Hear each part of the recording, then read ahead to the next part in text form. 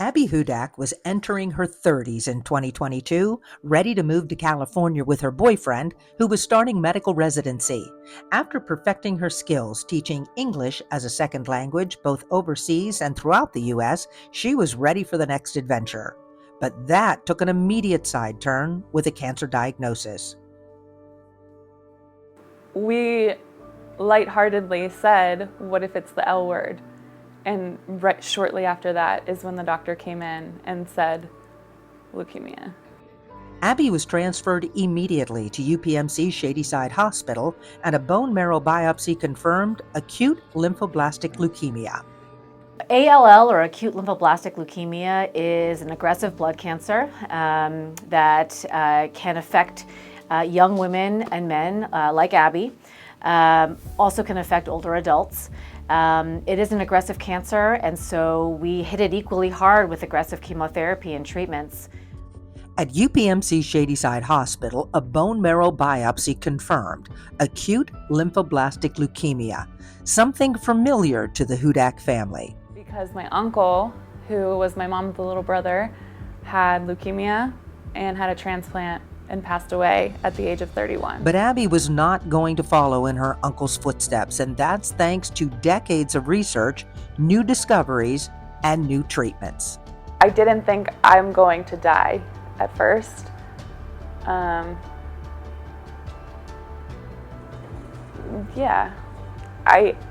Most of my friends in the cancer community have thought that, but for some reason, I just wondered more about the quality of my life rather than the quantity.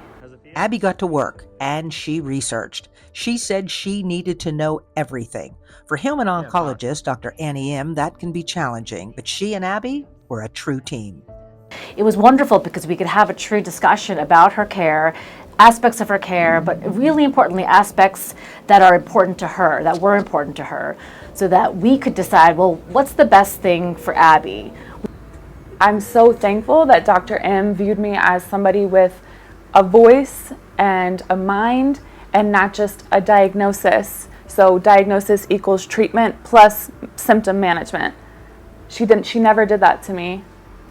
My treatment situation was perfect because of that, because she allowed me to feel like we were all involved in defeating cancer. Another aspect of Abby's treatment was her future, according to Dr. M. While not prepared yet for a family, many young cancer patients face infertility with the aggressive treatment. We are all very focused on the cancer and the moment and making sure we're doing everything in the moment for the cancer. But it's really important for us to think about, well, the future. And once we get past this cancer, what is the future going to be like for them? Abby was then ready for a stem cell transplant to ensure that her cancer wouldn't come back. It takes a regimen of strong chemotherapy to deplete the body so that the new cells from an unknown donor could recognize and fight Abby's cancer. She remained in the hospital for weeks and then moved into her parents' home in Pittsburgh for months of recovery. But we did a lot of changes here to make it so that we did everything that they would want us to do. We redid the bathroom so she wouldn't have to step over a tub. She could walk right in. We changed the family room into a recovery room, took out all the furniture, put in a bed. We got all the vents cleaned. We did the rugs, the walls. We replaced all the curtains so that was her own little part that she stayed. And she stayed there 60 days without coming other than going to doctor's appointments. Abby was positive throughout some of the toughest cancer treatments. She's continually smiling and moving forward, as you can plainly see. Her biggest supporter was her dad, Jerry, with whom she was very close.